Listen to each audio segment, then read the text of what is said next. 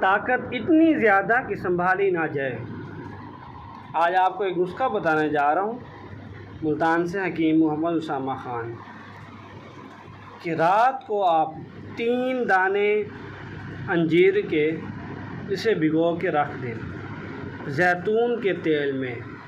زیتون کا تیل 1 ٹیبل اسپون اور 3 دانے انجیر کے، اسے ایک بول میں بھگو کے رکھ دیں اور صبح نہار منہ اسے استعمال کریں تو جسم میں درد، پٹھوں میں کھچاؤ، جسمانی درد، تھکاوٹ، سستی، اس کے علاوہ مردانہ مسائل اور جسمانی ہر طرح کے دردوں میں انشاءاللہ بہت ہی زیادہ فائدہ ہوگا۔